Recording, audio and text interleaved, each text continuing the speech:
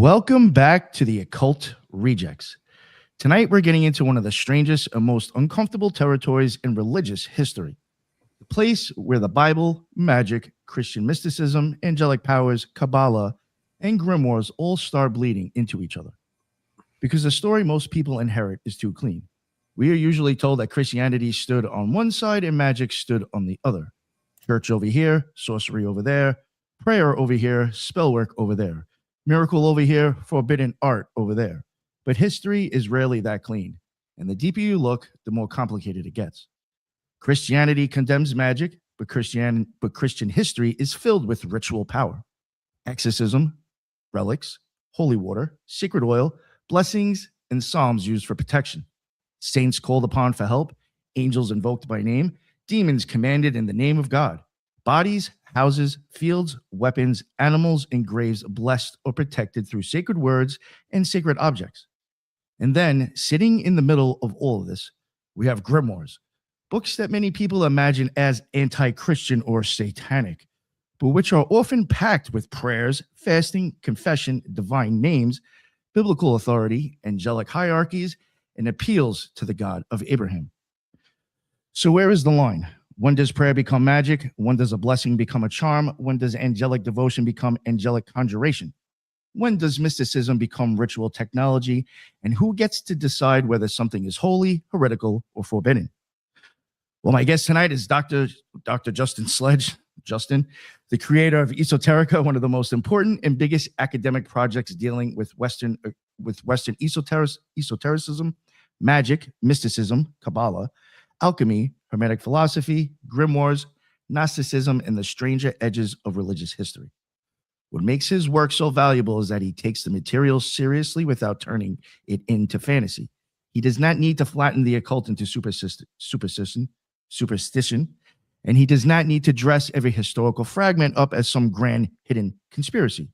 He brings scholarship into the strange places and lets the evidence speak. And that is exactly why we all wanted him here. But before we introduce the guest, let me introduce the rest of the rejects. Judith, what is going on? Thank you so much. I'm so happy you made it tonight. Thank you for having me. I'm happy. This sounds like an interesting conversation. And everyone, you can find me at the Weekly Brunch as Zaloon on YouTube, Spreaker, and X. Awesome. Thank you so much. And we got my man, Jin. What is going on, Jin? How are you? Thank you so much for making it tonight. Thank you, boss, Mr. 93. Shout that out. Of course, I'm really excited to be here because this is kind of a big deal. So thank you so much to Justin Sledge for, and Nick, obviously, for inviting me and everyone on the panel. If you want to check me out, you can at Threshold Saints. That's everywhere. Substack, YouTube, Spotify, Apple, everything. So you can just look up Threshold Saints. I just dropped an episode with American writer, novelist, and poet Brad Kelly and his new book Earth and Dark, which is about the tunnels of Set. So hopefully, I'm really excited to speak with. I'm going to call him Dr. Sledge, but I know he said that we didn't have to, but it's kind of cool, right? But anyways, so I'm also I'd say a student of the Kabbalah, and I loved your episode on the Kabbalah of contemplation and like Ramik's fondness for the number 13. I'm very fascinated by that, of course, from Tomer Deborah. So I'm a little nervous, but thank you guys, appreciate it, and I think this will be really awesome. Oh, yeah, thank you very much for making it, Jen. I appreciate you. And we got Kaiva Rose with us. What is going on, Kaiva? How are you? Hello, it's wonderful to be here. It's nice to meet you, Justin. I've watched your videos as well, and so I appreciate you being here. You can find me at Kaiva Rose on Instagram, Facebook, and YouTube. I post daily and weekly astrology videos.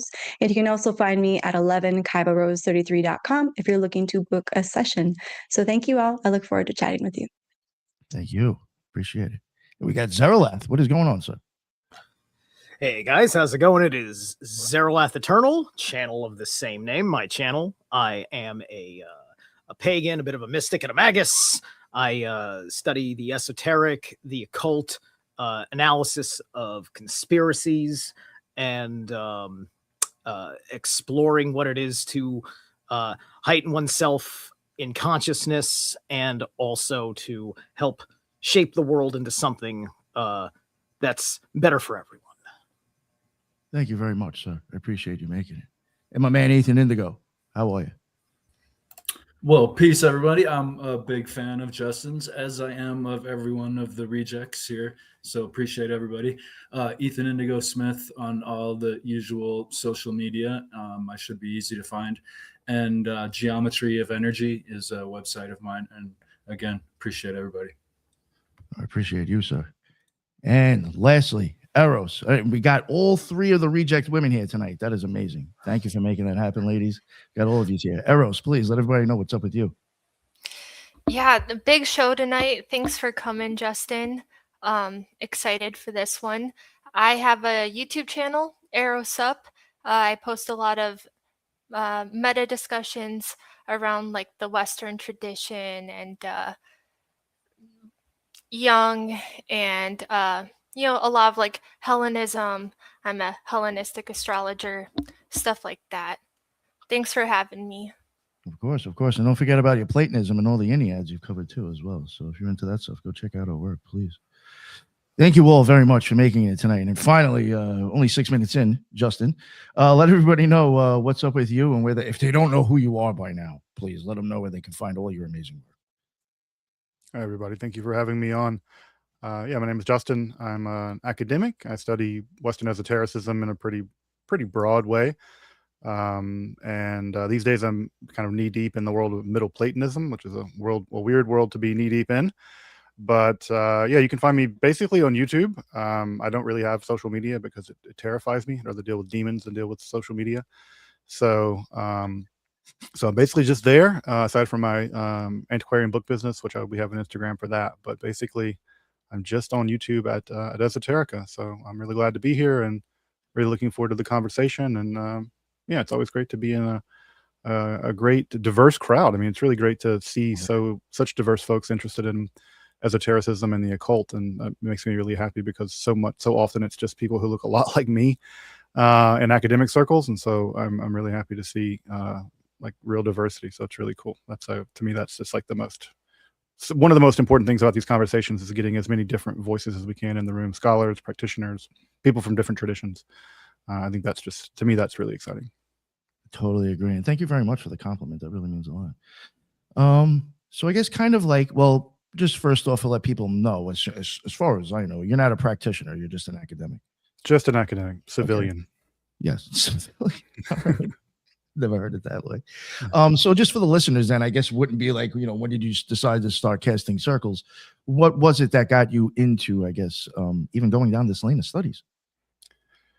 I guess as a kid, I grew up like watching a lot of like horror movies that often have like, Necronomicons and books like that in them, so I grew up on a lot of that kind of stuff. But also I grew up on like, my parents would drop me off at the library and I would spend my time in the 000s where all the books on ghosts and astrology and magic and stuff were. And I grew up in the American South, which is a pretty haunted area, right? Just in terms of, it's an area really rich and, everything from root work and hoodoo to, everything's haunted and the Civil War happened. So it's just sort of in the air in the American South and maybe a way that it's maybe not as thick other places. And I grew up on shows like Unsolved Mysteries and In Search Of and these kind of shows.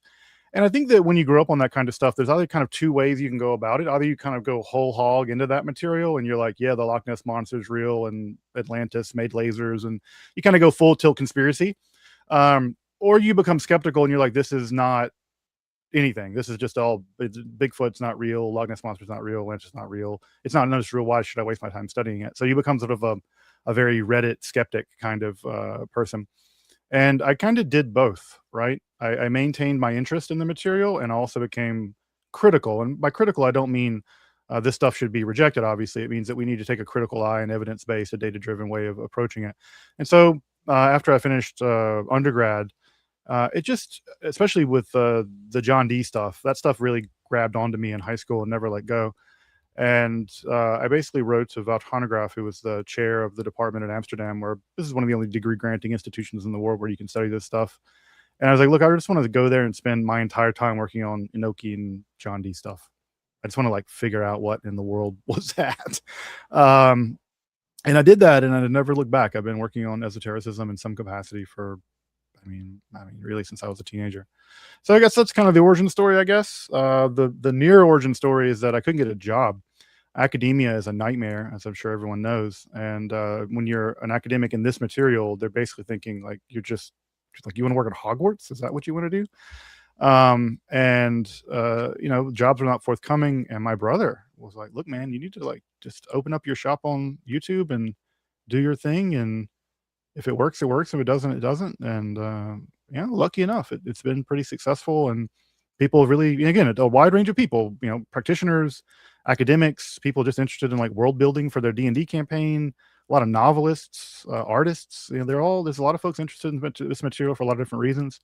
And so it's really been an honor for me to serve those communities, and learn to serve them, learn from them how best to serve them.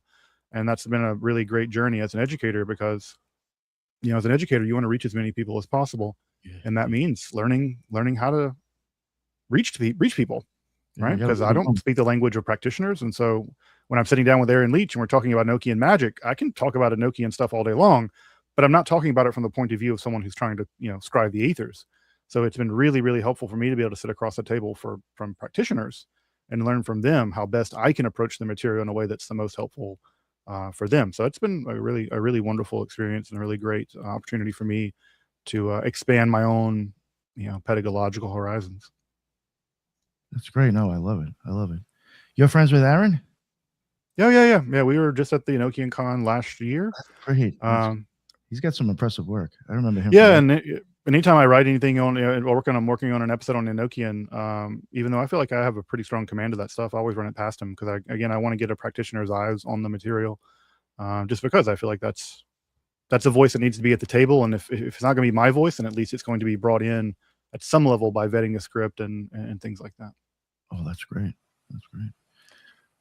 One question I just wanted to ask real quick, just interested, with the John Dee stuff, was there anything in specific that grabbed you with him? I mean, I'm assuming, was it the Enochian work that pulled you in? It was the language. When I was in high school, I was learning Latin, and I grew up in a pretty Christian environment where, people that we knew, went to churches where people spoke in tongues. So I'd heard people speaking in tongues. And when you hear people speaking in tongues, glossolalia has very specific linguistic features. And when I was looking at Enochian, really, we should stop calling it that, because the texts never call it that. They call it the celestial speech or the Adamical language. The text never calls it Enochian. But at any rate, what I started noticing was that there were grammatical structures and syntax to the Enochian language. And that struck me as interesting, because there's like no faking that. You can't glossolalia that. You can't glossolalia declensions and conjugations. And so learning Latin at the time, that grabbed me, because I was like, this is not random and it's not glossolalia. Something else is happening. And I just cried out for investigation. And, that's just profoundly weird. So it was the language stuff that really grabbed me. And it's like I said, I spent better part of 2 years working in Amsterdam on lots of D stuff, from the Monas Hieroglyphica from 1564 all the way through to when D quit talking to angels because he happened to die. I guess he could probably continue to talk to them after he's dead as well, but at least when he was alive. But yeah, the sessions about Bartholomew Hickman and stuff like that. Eros, did you have a question? Yeah, I was wondering, have you ever had a magical experience? Say more about what you mean by that. I guess it's hard to say. People have all sorts of magical experiences. Like maybe they see like an orb, or a god comes to them, or you have like a dream that feels like another entity is in it, or I don't know, even synchronicity could be seen as a magical experience, but I guess just something that felt just kind of magical and larger than maybe normal causality. But maybe like a paranormal experience would be an example too. So I'll speak out of both sides of my mouth, which is the safest thing to do. On the one hand, no, not really. I don't think I've ever seen a ghost, except for maybe when I was a kid, I saw something really strange, and maybe that was a ghost. But also, I don't trust myself, and I've told myself this story enough times that I'm not sure how much of the memory is actually real, how much of it's me reconstructing the memory. And on the other side, I was just at Boleskine House in Scotland for the grand opening of Boleskine House, and this is, folks know, this is Aleister Crowley's old house and Jimmy Page's old house where he began the Abermelin ritual, and there's all kinds of lore attached to this house. But sadly, my dog got really sick when I was in Scotland, and it became clear we were going to put the dog down. And sure enough, the night after the grand opening, I'm sitting in the oratory where Crowley did the Abermelin, and just looking down at Loch Ness, and my dog is like being put down. I'm having to watch this over WhatsApp. It was genuinely heartbreaking. And as soon as they started the process of euthanizing her, the power went out at Boleskine House.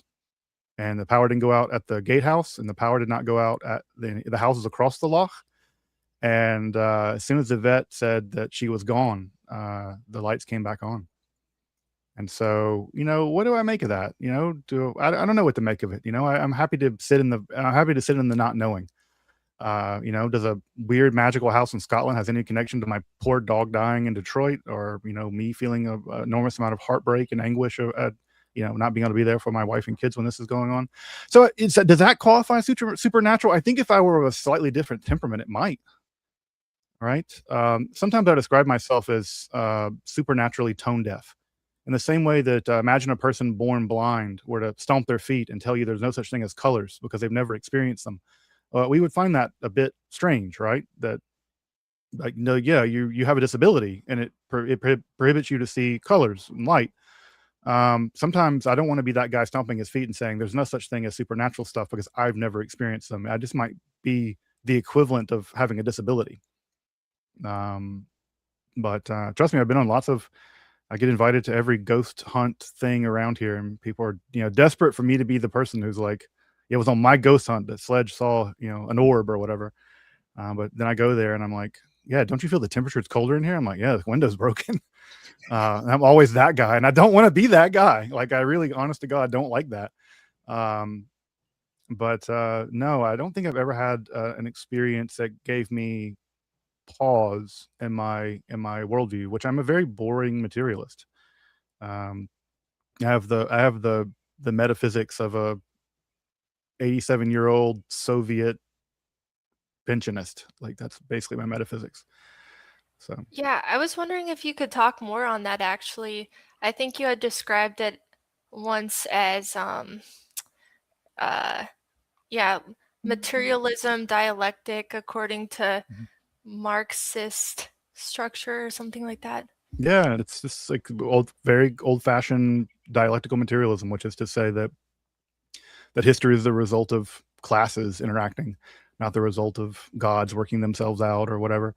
But yeah, basically, I've never seen anything or experienced anything that couldn't be explained by the standard model, which is to say, 25 some odd particles and 4 forces. But I'm also very open to the possibility and even the likelihood that I'm wrong.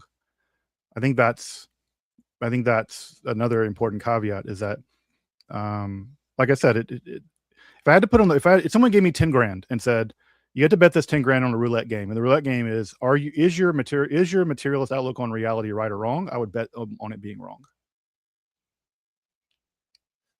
Yeah, like, does that make sense? Yeah. Like, I'm more willing to believe that I'm Definitely. wrong, but I can't convince myself in another direction. I have a quick So- follow-up for that. Sorry, sure. guys. I just wanted to know, Justin, how you reconcile faith and sort of religious practice with these ideas that Eros is talking about, like, and when you're approaching this very metaphysical material. My faith, as much as it is one, is very much wrapped up in Judaism. Is a religion about doing things. It's about practicing things. It's about, like, keeping kosher. It's about studying. I'm not, sometimes some people say, like, when you pray, which I do pray, they're like, who are you praying to? And I'm like, I don't care. This question is the least interesting question.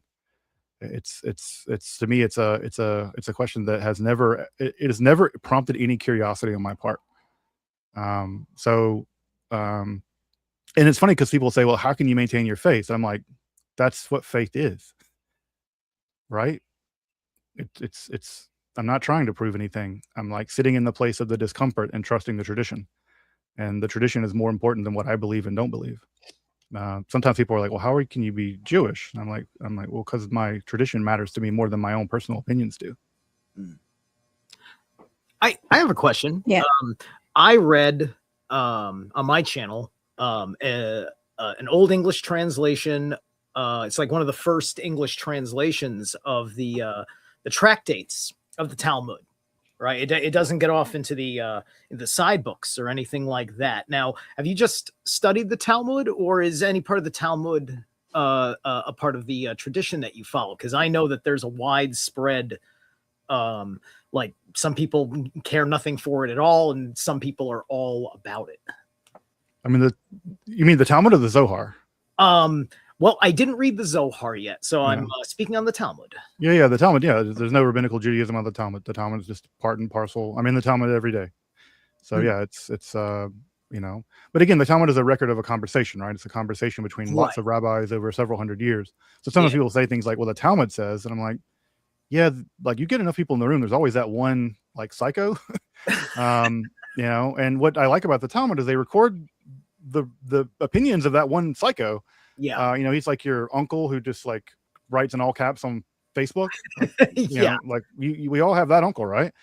Well, that uncle's voice is in the Talmud because he was there. And so sometimes people quote him out of context as representing the entirety of the text. Yeah. So you're neither Hillel nor Shammai. You're just a fan of your ancestors. Well, I would say that the Gemara says, the Talmud says that this world we tend toward the liberal because this world's hard, and so we will follow the rulings of Hillel in this lifetime, but in the world to come, it'll be easier to be righteous, and therefore we will follow the tractates of Shammai. But famously, folks know there was this debate where Hillel and Shammai were shouting each other at the roof of a building, and God breaks through the sky and says, "Elu ve'elu, these and those, both." This is a machlokah l'shem shamayim. This is a disagreement for the sake of heaven. And so part of what I love about Judaism is it's able to hold the idea that within one religion and even within one person, you're going to have deeply contradictory views. And the important thing is to sit in the discomfort of that contradiction and strive toward righteousness, and it's kind of like how a lot of people just simply almost everybody starts off a liberal, and then when they get older, they kind of end up at least being more conservative, even if they're still liberal, just because of certain baselines that you end up finding. So that's kind of that I wasn't sure was a part of how some in the Jewish world look at the Talmud, which that's really healthy. If you're able to look at it and say like, wow, we used to believe that and used to do that. Whoa, good thing we matured as a people and a religion or something to that effect, right? Because that makes perfect sense to me, because I am far less of the monstrous kind of young man that I was now today in my mid 40s, right? And so certain conservative things make a lot more sense to me, while I sit here and I still crave the mosh pit and the party. Yeah. And also it sounds like, Justin, you are kind of on the alignment with like the melancholic humor, right? Like melancholy. I mean, that's kind of, not saying like you're melancholy, but I always think I am, because I think that is a sign of intelligence. Oftentimes it's like written in Agrippa, and I think even like Picatrix. Saturnic. Yeah, I was just going to say, like, are you like a, Saturnian rising sign? Like, are you a Capricorn, or do you just have a strong Saturn in your chart? I have no idea. I've never seen my birth chart, for one, and it's not really clear when I was born. So I have two birth certificates, and one of them says I was born on February 9th, and one says I was born on February 10th, and it's not clear which one is right. They both have the same time on them. The hours are the time is exactly the same.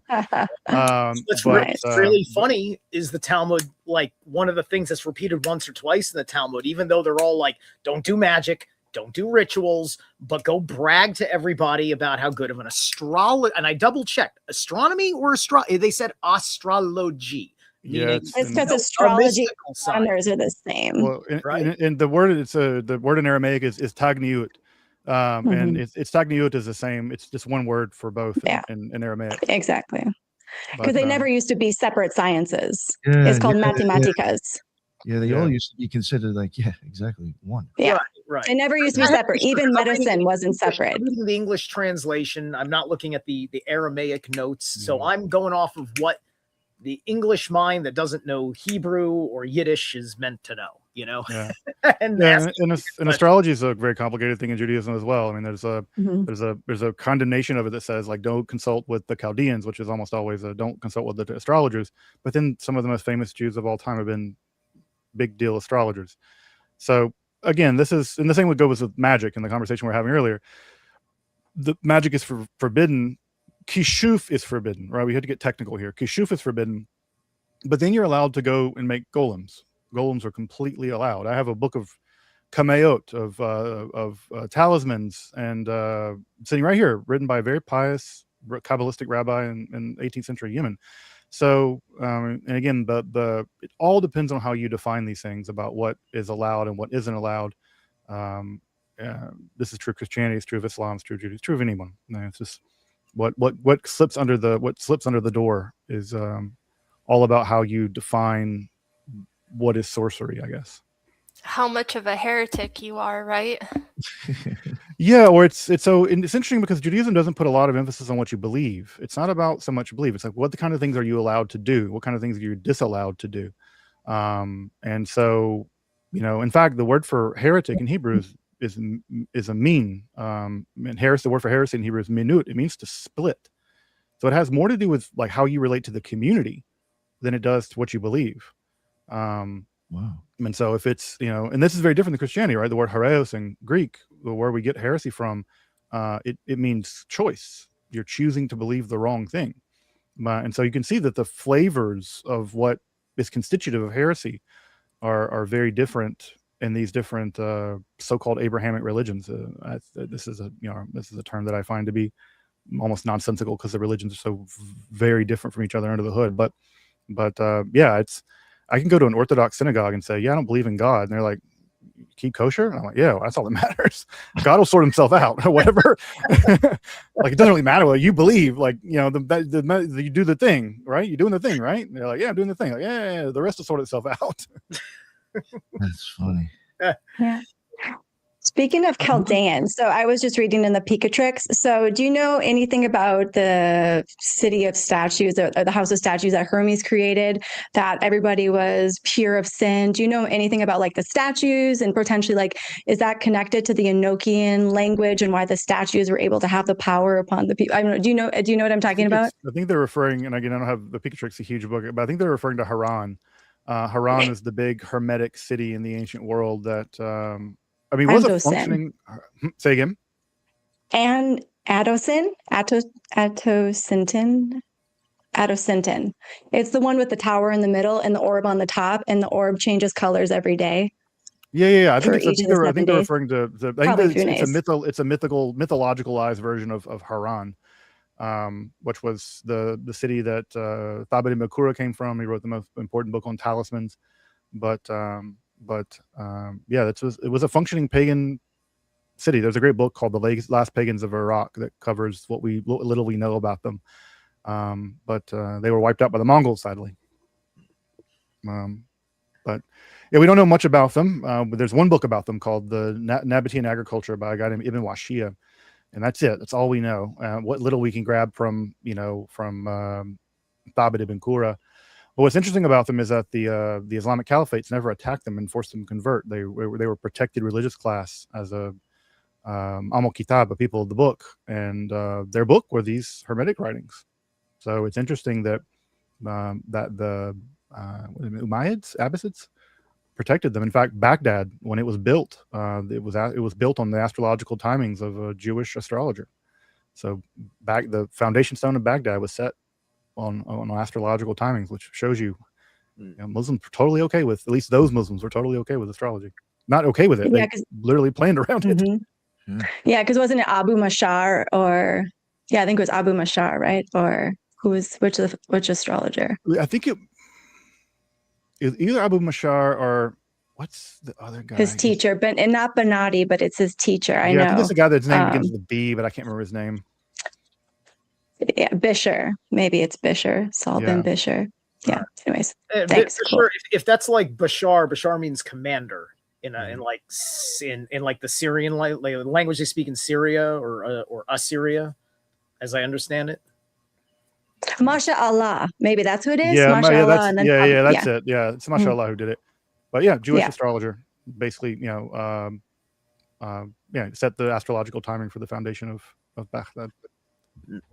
I wanted to ask Justin if, in being with your kind of critical perception of John Dee and his endemical language, is that what you said he referred it to as? Adamical. Yeah, the Adamical. Yeah, Adamical, or the celestial speech is the other way that it gets referred to. Thank you. I like celestial speech. That is beautiful. I wonder if you've made any conclusions around it, being critical of it and having explored its grammar, if you will. In conclusion into what I think it came from. Well, if you know the validity behind it and so forth and so on, I can say that there's nothing about it that's exceptional aside from the fact that it's revealed in a series of conjurations. Grammatically and syntactically, it's identical to English. So, for instance, there are no sounds in Enochian that are unusual. There's no voice pharyngeal fricatives, right? Aside from the fact it's written right to left like Hebrew, it's syntactically and grammatically identical to English, with some Latin flair, I guess, thrown in there. So it's not interesting so much as a language. I think what's interesting about it is the mode of transmission, because it was transmitted letter by letter backwards in reverse order, at least at first.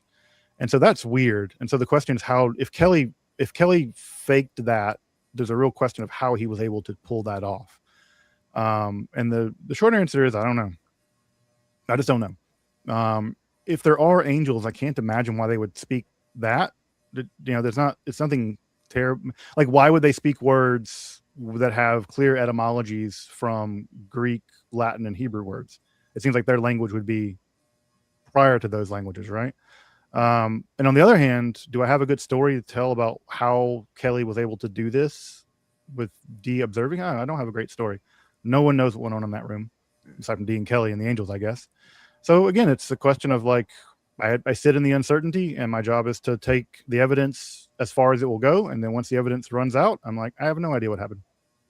Past that, here be dragons. In in the analysis of dreaming, and I know my dreams where I've had conversations with something in a dream, and I've had dreams with gods in them and archonic forces and allegedly alien. These are my dreams, right? Whatever. And I'm not saying any of it's real, but you're having a conversation, and then if you're having enough self-awareness in the dream, you realize none of your mouths are moving, and it's a little bit echoey. It's like, oh, we're having a psychic conversation, and it's always in a language you understand. So I think that it's a language that the transmissioner, just like anybody who's channeling, would understand. And so it's not that the angel speaks that, but this is how it translates to that mortal, if the entity is real. Yeah, and then they could have spoken English, I suppose. They were doing pretty good in English to begin with. And also, and this gets in a little into the weeds and maybe in a way that's not terribly interesting, but I did being a language nerd, I ran entropy scans on the two languages. There's the language of the calls, the language of the aethers that we're all familiar with, and there's the language of the Liber Loga, which is also supposed to be parsimonious with them, and they're anthropically not the same. That is to say that they betray mathematical signatures which indicate that they are not the same language. In fact, the Liber Logos language approaches basically a random. It's random. Effectively, it's indistinguishable from a random. Whereas unsurprisingly, the language of the Enochian calls, and it's a relatively small data size, so we have to be careful what we say about it. But it has the same entropy signature as English, or within a couple of decimal, a couple hundredths of a decimal point, which is again unsurprising considering that yeah, structurally it's basically identical. Linguistically, it's basically identical. But I don't think I knew again, that. this is how in the weeds I got all this stuff. I mean, I was like, doing like hardcore linguistic analysis, because again, I think like, if there's a pattern in the Liber Loga text, which are much more extensive, those are much bigger data sets. If there was something in there and we could find it, that would be, I mean, it's two possibilities. One, there could be some kind of supernatural cause, or secondly, we could be looking at cryptography. And we know that John Dee was knee deep in that world. He was a spy for Queen Elizabeth, and he was involved in cryptography. And so it'd be interesting and unsurprising if we were to find signatures in there that indicated what was happening was cryptographic. And we shouldn't forget, right? What is the last phase of the Enochian magic? It's not scrying the ethers. It's not the Liber Loga. The last phase is the parts of the earth phase. And what is that? It's remote viewing to spy on countries. That's the whole point of the whole last phase of the Enochian magic that no one seems to really care about.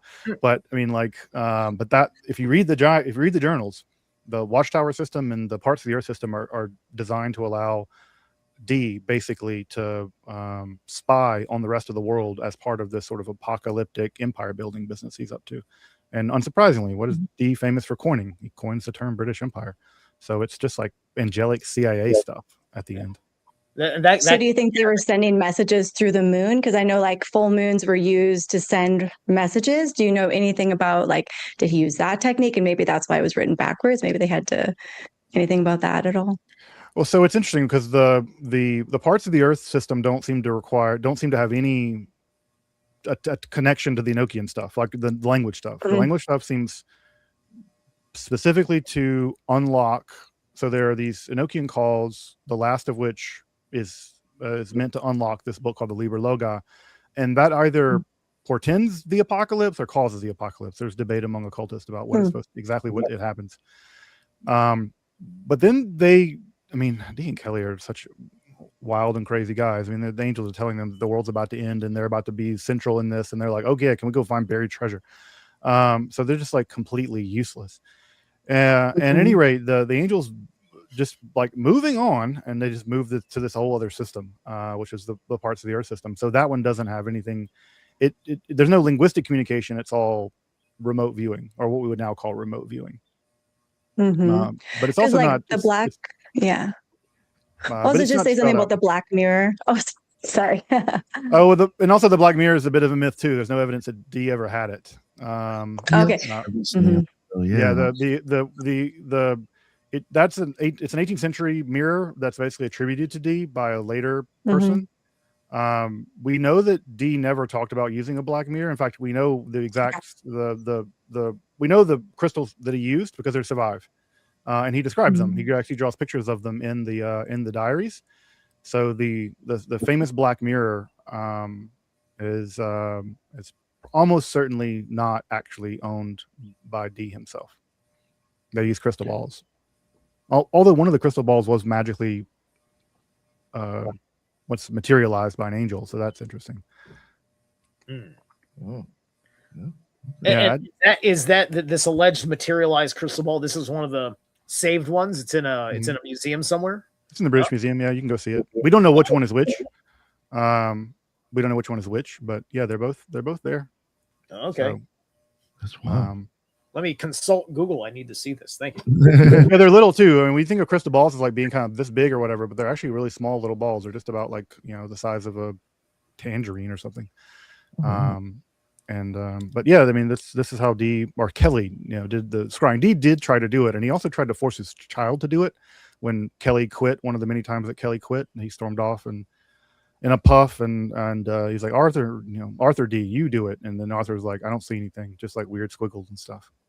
So, which is really not a cool thing to do if you're a dad, is to voluntold your child to go talk to angels. I just don't do that. I'm wondering, going from like John Dee to Middle Platonism, do you see a big difference in how like angels are thought of or utilized between the two? There's not much angels in Middle Platonism. It's just daimones, right? So you're just living in a world of daimones, in which there are good daimones and bad daimones and neutral daimones.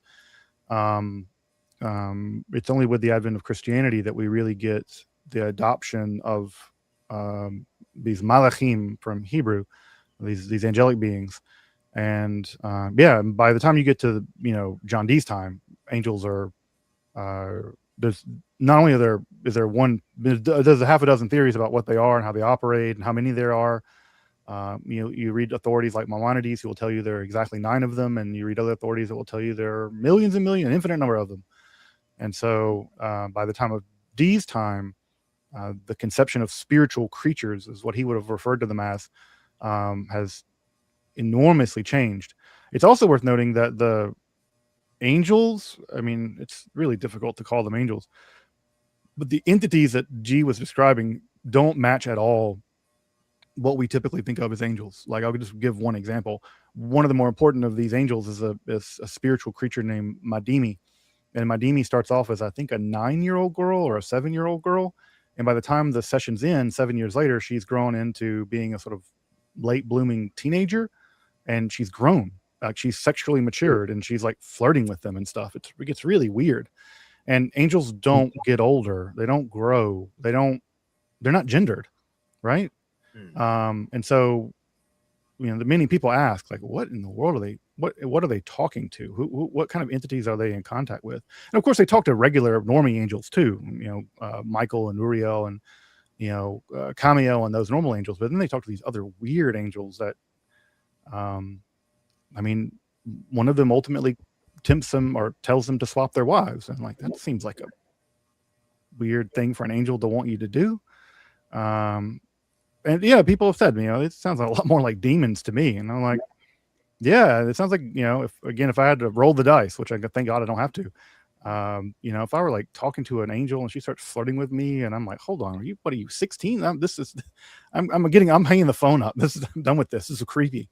The FBI's gonna kick my door in. I'm done with this. So I have a theory about what that is with the girl growing up. Perhaps I'm a bit of a Jungian psychologist myself, right? So the anima, right? It could be an egregore of the anima, and so with each session, it's feeding maturity into the egregore as it grows into this, right? And it's servicing the shadow as meant to. Yeah, I mean, Dee thought enough of this entity to name his daughter after one of his daughters after her, Madimi. She died in the Great Plague after the angels promised that she would grow to old age. That didn't happen either. Right. But, yeah. Maybe it's a low key moonchild ritual. No idea. Well, Dee did call her the daughter of fortitude, right? So it's interesting. So that's a debate too, is whether or not so Madimi disappears, right? This is I think late May of 1587 or so. Madimi goes off, and then what returns is this entity called the daughter, that refers to herself as the daughter of fortitude. And there's a question about, is Madimi the daughter of fortitude, or is the daughter of fortitude some other kind of entity? But yeah, I am the daughter of fortitude, ravished in every hour. And if you read that text, if you know your Nag Hammadi library, there are real weird vibes between that and the Thunder Perfect Mind. The speech of the daughter of fortitude and the speech of Thunder Perfect Mind. Yes, dialectical, discursive. Yeah, like a tantra almost. Yeah, it's great. It's alarming. I mean, again, it's the kind of thing that, people, folks interested in Jungian stuff are like, they're asking, like, how do you look at those two things and not see them connected? Like, I don't know, man. Like, I will admit to you, there's some thing going on here that is interesting. And of course, the Thelemites are link the daughter of fortitude to Babylon, and it gets sort of Babylon vibes out of the daughter of fortitude. So, and that's one of the last sessions. The daughter of fortitude session is, I think, the next to last session, at least with Kelly.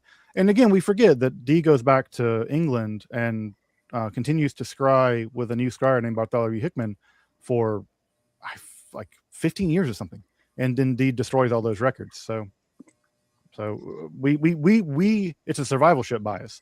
We put a lot of emphasis on the Dee Kelly stuff because that's what survives. But we would have twice the information, twice the data if the sessions with Bartholomew Hickman would have survived. They just didn't, or Dee destroyed them. Justin, are you familiar with the sort of heterodox she's Jewish, but like part of the Jewish wisdom literature, but she's also probably part of like the probably more mythologized in the contemporary left-hand path, like Klopothic sort of stuff that you don't really talk about. But there's the Aisheth Zenanim. Some people have sort of compared this princess of the Klippas to the daughter of fortitude, as well as there is an idea in the sort of not the non-commodity library, but the broader Gnostic wisdom literature as well, of the Epinoi of Nuria, and sort of this daughter, also a daughter figure. So I find that very interesting and parallel. I mean, I have to be very careful how I phrase this, but there's no traditional connection between most of what I read about the Klipot in contemporary occult spaces to the to the historical Jewish texts. So yeah, try to put it diplomatically. I agree with that for the record. I'm more of a post-Lurianic person myself, but I definitely draw a lot from the Ramak as well. Yeah, and so for me, the Ramak is my guy, as much as I have a horse in that race.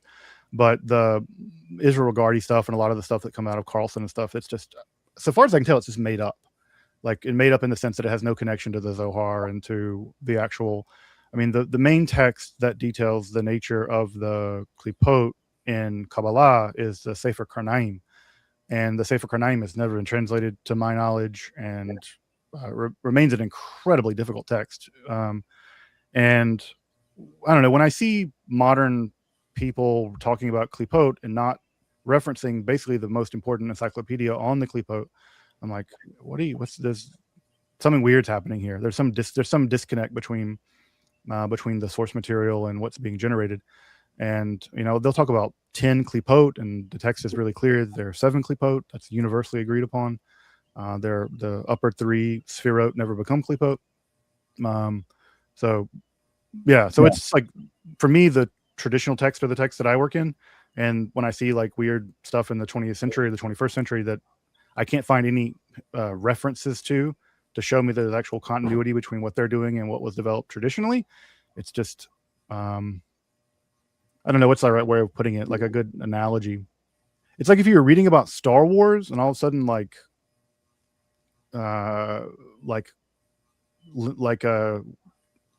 mean, it's not a great, or like, yeah, you're reading like an X-Men novel, and all of a sudden like Kirk shows up with his phaser and shoots Wolverine. You're like, this is interesting, but this is not the same thing. Something strange has happened here. The mythologies don't make any sense anymore. Are you you're reading a Star Wars novel, and all of a sudden it's not based in the future, but based in like the 20th century, and Spock is now a stockbroker, and you're like, hold on, this has nothing to do with Star Wars or Star Trek rather. So it's the literature doesn't make a lot of sense to me, frankly. It's like when you write a fan film, or you're doing what the professionals are doing with multiverse IP mashing. Is that how you feel about Hermetic Kabbalah? It's for the Hermetic Kabbalah, I think, is, again, from a traditional point of view, it doesn't make a lot of sense to me, because when I read something like Saturn is associated with Binah or something like that, that's often in the Hermetic Kabbalah, I'm like, but that can't be the case according to traditional Kabbalah, because like all of the planets exist in Malchut, and Binah is a revealed Sphira, and therefore we don't know anything about it aside from what has been revealed to us, because you can't rationally know anything about the top 3 of the Sphirot. And so and also in the Zohar, when the Sphirot talked about, they're never in one place, right? Like you could have Binah in the aspect of Gevurah, right? So Binah can be where Gevurah is in the system. The system is dynamic. God is a verb in Kabbalah. God is not and so, but that doesn't work if you want to like nail down all the Sphirot so you can map them onto the I Ching and the Tarot and all that. They need to be stable. They need to be sort of fossilized into very specific kinds of things. So for someone who comes out of the traditional Kabbalistic world, it doesn't make a ton. It doesn't align if you read the Zohar and other texts like the Ramak and Itzhak Luria. Because in Itzhak Luria you have Sefirot nested within Sefirot, at least in the lower 7 Sefirot. So it just like, yeah, like it can't be that I don't know, Netzach is associated to this trump of the tarot, because Netzach is never just Netzach. Netzach is in a relationship of the 10, and it's always under the aspect of, you know, whatever. Would you say that it's different kind of end goals as well? I mean, it's kind of different worldviews, right? That you're trying to mesh together, and the kind of end goal of those worldviews are kind of different. Yeah, and I respect what, you know, as a magical tradition, I totally respect what the Golden Dawn was trying to do. I mean, it's a really heroic thing to try to like create a synthesized version of basically all the world's magical and mystical traditions into one system. With the gold, I mean, that's a pretty tough thing to do. And the folks in the Golden Dawn, of which, by the way, many of them were women who still don't get the coverage they deserve. You know, we always still talk about the same three guys, but I mean, there were so many women involved in the Golden Dawn, really doing a lot of that heavy lifting. But yeah, I think it's an amazing accomplishment intellectually and spiritually. But I think if you come from any one of those traditions, if you come from the tradition of the I Ching, or you come from the tradition of the Kabbalah, it's going to be a pretty murky mirror that you're looking at yourself in. And that's not a criticism. Yeah. It's just to say that, you know, yeah, it's like when I read traditional Kabbalah, and then when I read what McGregor Mathers had to say about it, I'm like, these are not the same thing. They're not playing the same game. And they're not, you said it's not the same worldview, and they're not up to the same thing. And I think that's fine. I think that's how religions evolve and change. And, you know, tradition is a great thing until it's not. It's a great thing when it informs your life and makes your life more rich, and it gives you a way of reading the world and symbols by which to parse the world. It's not a great thing when it's like peer pressure from dead people. And I think that Mathers and other folks who are, you know, doing Golden Dawn stuff, I think that they said, look, we're going to take these traditions, we're going to make them talk to each other, make them do different stuff, and we're going to build a magical practice and worldview out of it. I think that's a noble and interesting task. Mostly. I think that there are some worrying elements about it, you know, and when Crowley's explicitly robbing things from the Kabbalah, and all the while, you know, being a pretty voracious anti-Semite, I'm like, come on, guy, Crowley, damn it. Like, it's, you know, it's, or like talking down about Indian people, and all the while being like, yeah, we're going to take yoga and show you how to really do it. And I'm like, I don't think this, you know, it's just, it's, yeah. But again, what do you expect out of a bunch of Victorian dudes, you know? Yeah, I really appreciate that, because that's often my take as well, is like, you kind of have to be on your own journey. Like, I like the idea that Golden Dawn, and I mean, I've never been a part of those groups or studied them really, but I often think like you will naturally get there. Like, you will naturally synthesize your own ideas from all the different systems. And I think that is the most important approach to take, because it's genuinely your own lived experience. Because like you said, otherwise you get this regurgitation of somebody's ideas of what this is connected to and what's that connected to. So it's interesting to hear that, because I've actually never really studied the Kabbalah, just seen how it is connected to the things that I study. And I'm like, maybe I don't really know that. So I appreciate your take on that, because yeah, it's been my issue with certain systems is like, people will get there, let them get there. Choose your route, study your things, put it together yourself, because that's what the path is about, right? It's not supposed to be this TV dinner, right, that you put in the microwave and it's cooked. Yeah, and the truth of the matter is, even within one tradition, you're doing that. It's not like, because I come from one tradition and the Kabbalah is our tradition, it's not like I'm like, that's just, there's like one school. I mean, there's one way of doing it, or one way of understanding it. You know, like I said, I have an admittedly very weird take on how I appreciate the Kabbalah. I think, you know, I've said this publicly, and I, you know, can get in trouble for it in some ways, but like, I don't like the Kabbalah of Isaac Luria. I think it's a disaster. I think it was a disaster. I think we should have stopped at the Kabbalah of the Ramak. I think that's great. I think that the Kabbalah of Isaac Luria, may his merit protect us, led us into dark waters with Shabbatai Tzvi and all kinds of stuff. That's a very controversial opinion on my part. Like, I've read the Riot Act about saying that. But even in one tradition, there's not the one authoritative way of doing things. And even if you are, you're always doing it your own way. You know, you're always doing it. You're always doing it the one way, or your own way. What are the difference between those two systems? If you could speak on it a little bit. Just Those very two. just very briefly. So the system of the Ramak, they're both Kabbalah, right? And most Kabbalists will say that all Kabbalah includes the Kabbalah of the Ramak. The Ramak is Rabbi Moshe Cordovero, blessed memory. So the Ramak system is, in my opinion, the greatest synthesis of the Kabbalah of the Zohar, and mostly he's combining Neoplatonic philosophy with the Zohar, in a way that systematizes it. The Zohar is not a system; it is a bunch of commentaries, and so he systematizes the metaphysics of it. I think he does it in a very elegant way, in a very simple way, but I shouldn't say simple, in a very elegant way. The Kabbalah of Isaac Luria introduces a bunch of elements into the Kabbalah that I think are foreign. I think that I think are his ideas, and they're not native to the actual soil of the Zohar. And they're interesting and they're neat and they're cool to talk about, but I think they're foreign importations, and I think that they ultimately lead to all kinds of dangerous stuff. For instance, I'll give one example of this. So the Isaac Luria puts a lot of emphasis on the fact that the Kabbalah, if practiced correctly, can basically force the Messiah to come.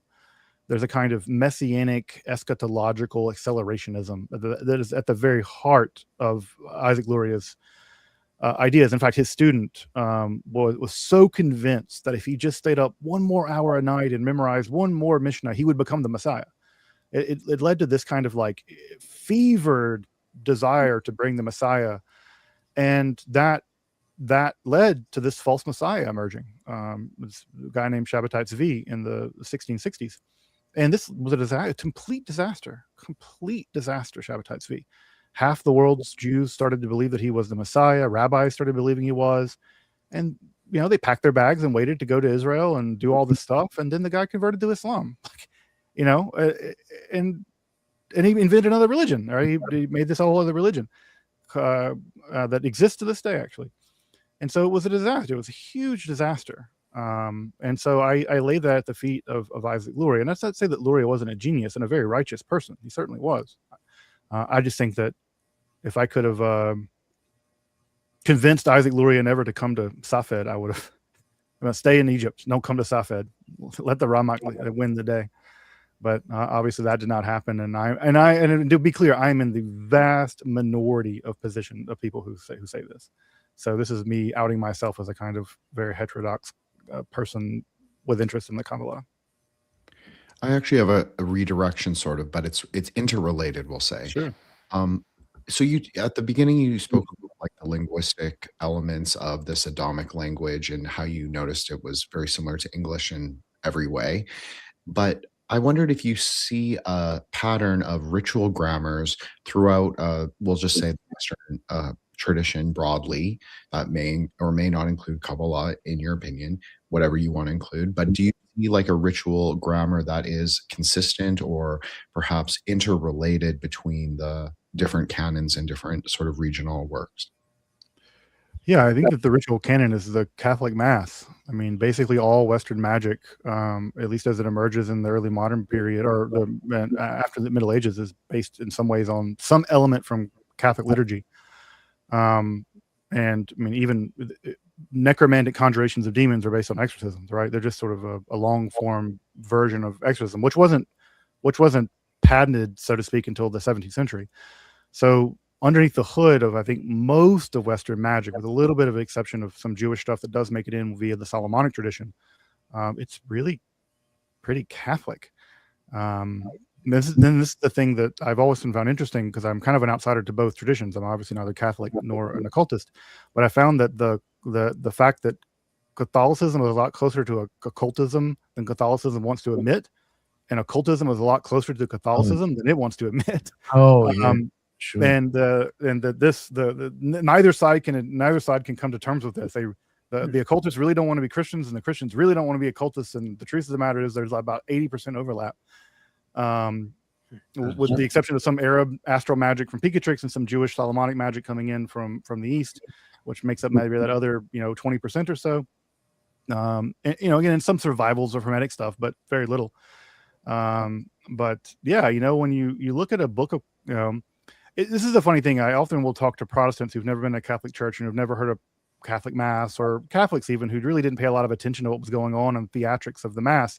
They'll read these necromantic manuals and go, wow, this is really creepy and weird and like this technical stuff. And you have to look to the east and do this, and you have to fumigate this thing and do that, and put the sword here and do this. And they're like, wow, it's so weird and occulty. I'm like, it's just Catholicism. Like, I've been to Catholic Masses all the time, and I'm like, they're doing theurgy. Like, this is just theurgy. Like this is what Iamblichus is talking about. And of course, like, who is Iamblichus competing with? He's competing with the Christians, right? And the Christians are developing their own counter theurgy based on what they're doing, and it's a whole meme war about theurgical development. And I'm like, yeah, it's just because you're a Protestant. You go to church and nothing happens. They go to church and they change a cracker into some dude's body. Like, they're doing magic up there.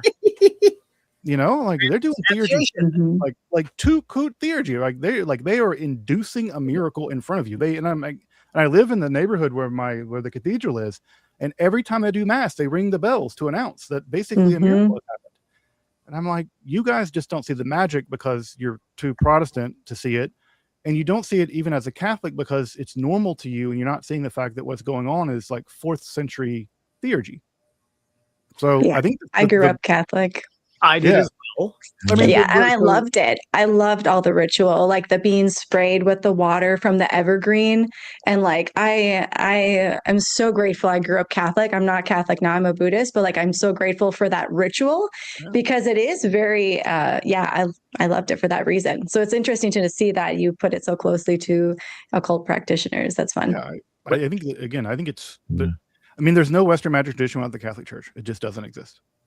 If the Catholic Church had never come to Western Europe, there would be a completely unrecognizably different form of whatever. But ritual magic, especially, is, and even some non-ritual magics like hoodoo and voodoo are unimaginable. They're just not possible without the Catholic Church. I also, like, I grew up Catholic, and then, like, in my arc of things, I funnily enough went to a evangelical church after that, because like when I was a young kid and before I hit confirmation, I had made a decision I didn't want to be a part of it because I didn't understand things a certain way. I had my own certain feelings and values, and I started noticing, like, I was like, man, why do I got to walk into this place every week and look at this dude who got freaking like all this suffering stuff and have that projected? I'm a little kid. I'm kind of picking up on, like, why do I want to be surrounded by all this? And also the 90s emerged, and the reputation in the media with the church had finally been revealed of some of what they have been doing as an industry with choir boys and such. So that was entering the public consciousness too. And then by the end of the 90s, I'd made a decision that I don't want to be Catholic. There's something very wrong for my soul with it. And then when I had run my course with the evangelical church and I started getting into metaphysics, and I looked into the Eastern stuff before I came back around to paganism, I grew to appreciate rituals and ceremonies more, because I finally had the mindset and the value set to sit down and look at it and understand, get and answer questions, especially when you got these thing, because Catholic is kind of like an occult organization. You get the conspiracy theorists, they throw all this stuff about the Vatican at you. You start realizing, oh yeah, what's all the pine cones about, and the lion over there, and the way the angels posed in this way, making this gesture that looks strangely like a mudra. And then you're, and that can scare the hell out of you if you're amongst the profane, the uninitiated, right? So I got initiated, and it's been the best decision I ever made in my life.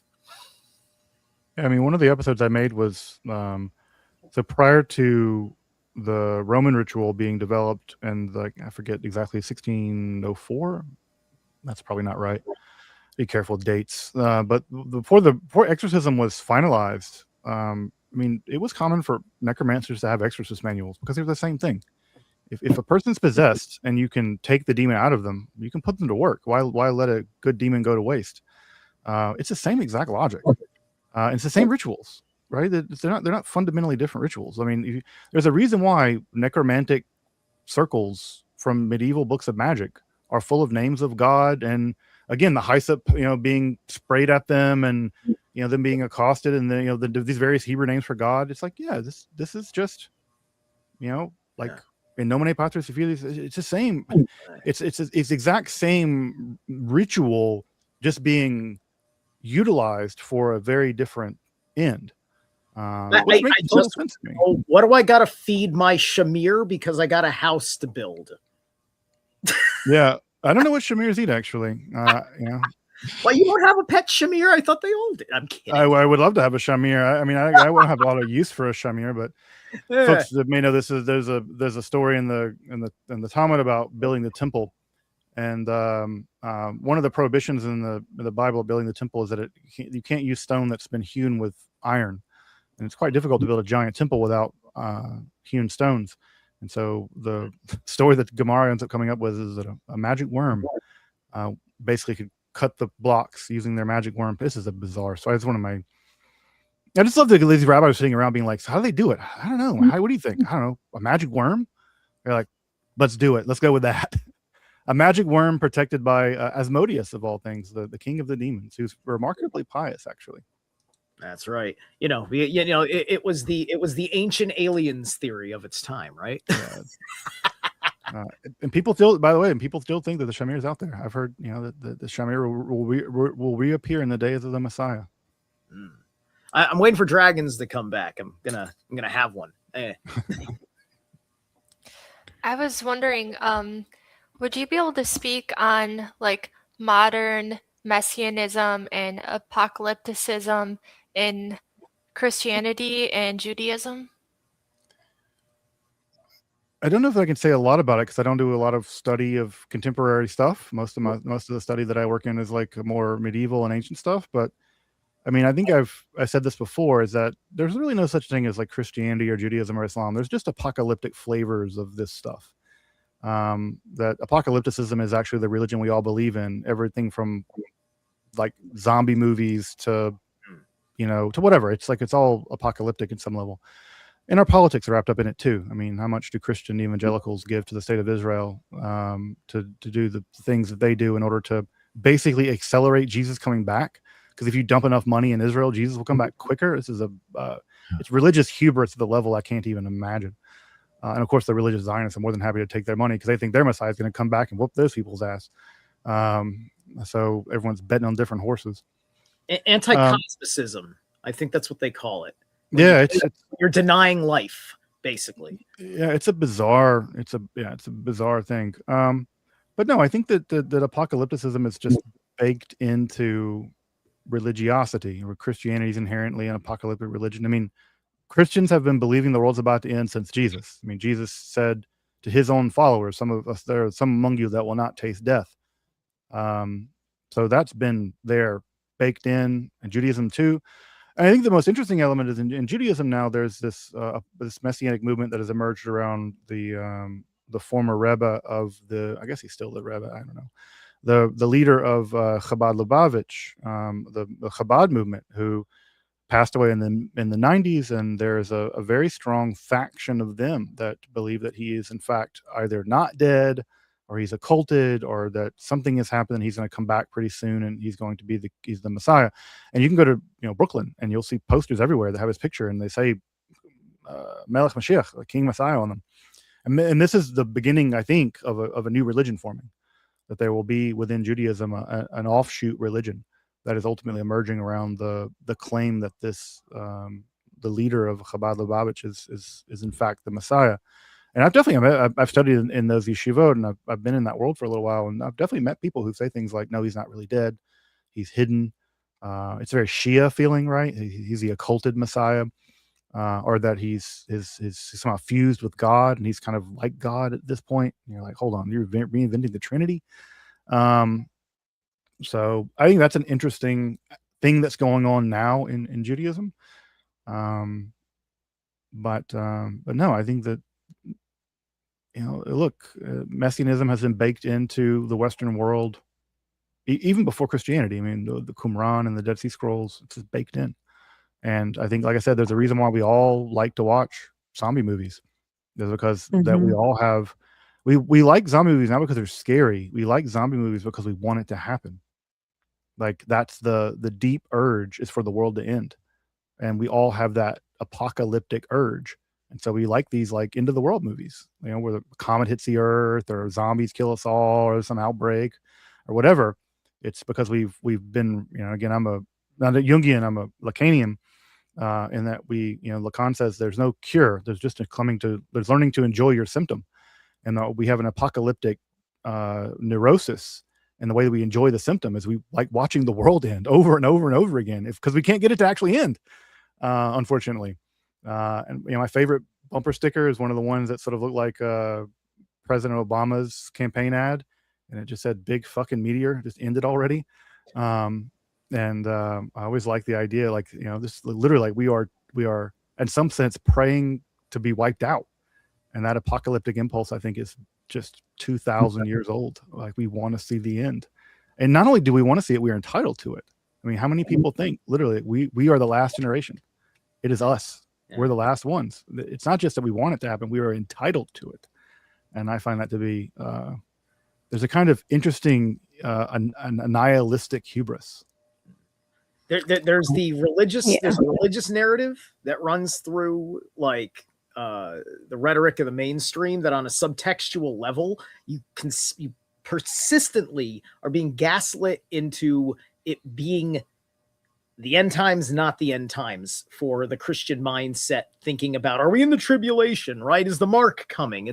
And you know, like I sit there as a former, like I got really, once I went to the evangelical side of things, I stumbled across Book of Revelations more consciously, and you know, eventually I became a conspiracy theorist because that made me a conspiracy theorist. And now I just look at it, like 99% of the stuff in this book is like the collective of man making horrible decisions and the consequences that logically follow, by and large, was a great deal of it, because it's talking about the dealings of the Antichrist and what those people do. And if you're not religious, they have Extinction Rebellion with all the people that are the carbon emission junkies, right? They want a carbon tax, like this, like it, like, you know, you're just a mouth breather. That'll be 10 cents for inhaling, right? That's the way it is, right? And like all this stuff, like I said, it's the anti-cosmic, right? It's just it's like Gnosticism. I watched a little bit of your Gnosticism series. Excellent. But yeah.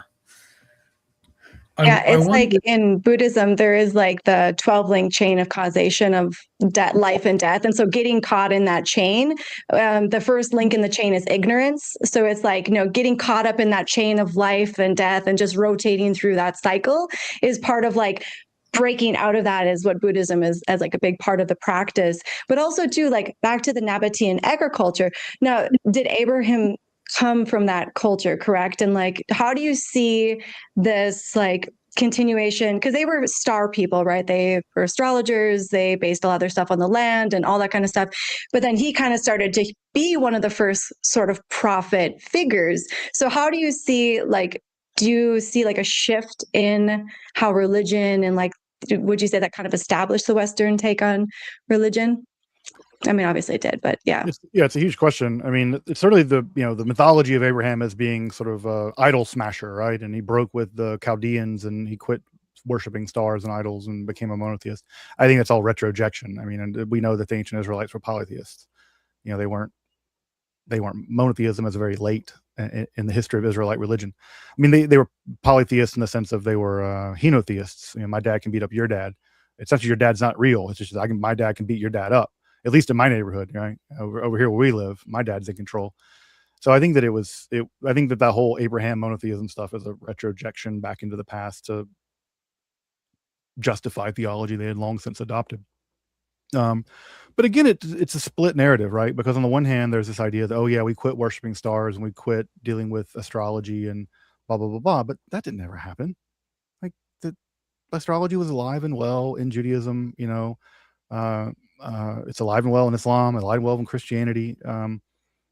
So it's theologically contested, but with few exceptions, do people just say, nope, this is not real. You know, in fact, none of the it's much later. It's in the 19th century where this is ultimately decided that this is not true. But religiously, they never put the can on it. I wonder. I have a quick. Sorry, Ethan. Go ahead. Okay, I'll be quick. Hopefully, I wonder in regards to this kind of apocalyptic mindset. You did an excellent presentation on Ashera, the goddess consort of Yahweh. I wonder what maybe you might have learned about the short-term implications, historical and philosophical and otherwise, that you might have heard or referenced or inferenced in your studies. And maybe, I think you kind of touched on it, but what might be the long-term implications of this in our cultural and philosophical outlook, if you will? I think for a tiny amount of people, it'll be of interest, and for the rest of people, they'll ignore it. Yeah, I think that most people don't care. I mean, this is the one thing that all academics and scholars suffer from is the hubris of believing that people care about what they do. At the end of the day, people who really want to believe that, you know, monotheism was always what Israelites did, they're going to look at, and again, also the evidence is really spare. We have like 2 inscriptions, and they're going to look at that and say, yeah, of course the Israelites worshipped other gods. That's what all the prophets told them not to do. Like, this is not new. They were just wrong all along. Yeah, like you found 2 inscriptions about what the prophets talked about 50 times. So I think that for a tiny group of people who want to like go back to the days of worshiping Asherah, whatever, maybe they'll do that. There'll be 50 people out there that for whom that will inform some change in the religious practice. But you know, it would be maddening hubris to think that you know, a YouTube channel is going to make a dent in thousands of years of tradition. And it's not my task anyway. It's not what I'm trying to do. It's just to say, like, look, like this is the data indicates that this was a thing, and for some people they're like, oh yeah, that disproves the Bible, and then another group of people say, oh no, that exactly proves the Bible. That's exactly what the prophets were talking about. So it's hilarious that, you know, depending on the hermeneutic you bring to it, you hear what you want to hear, which is always the case, right? We never read books; we're just reading us. Just wanted to follow up. It was a little while ago, so I apologize. But you spoke about hoodoo, and it's kind of, well, I don't want to speak for you, Justin, but you posited like a relationship with Catholicism. I don't know if you're familiar with Catherine Ironwood, but she posits a relationship with the sort of 1930s Jewish-owned spiritual and mail order and drugstore magic, like occult supply stores, kind of. Yeah, the 7th and 8th books of Moses and stuff. Yes, and how that was sort of an introduction of that kind of like practical Kabbalah, we could say, into this more Afrosyncretic tradition.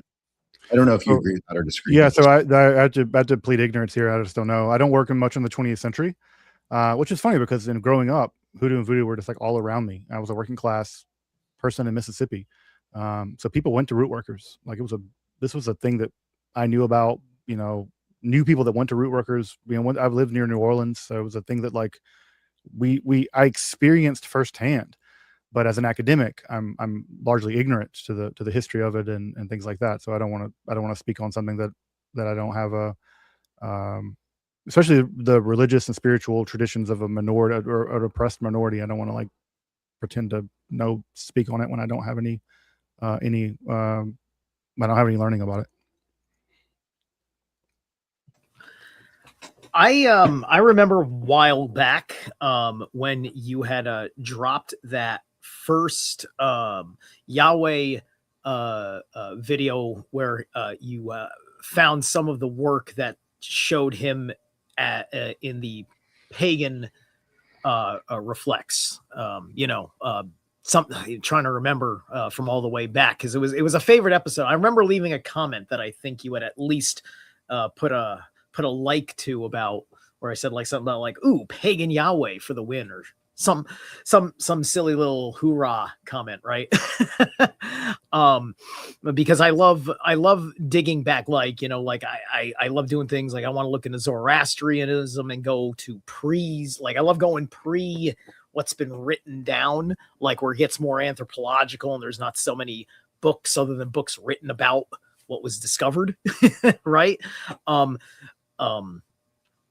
Have you because I'm not in touch with a whole lot that you've done on that subject since then, how much have you expanded on the pagan roots of your ancestors, and how that has reflected in the in your relationship with you doing the thing?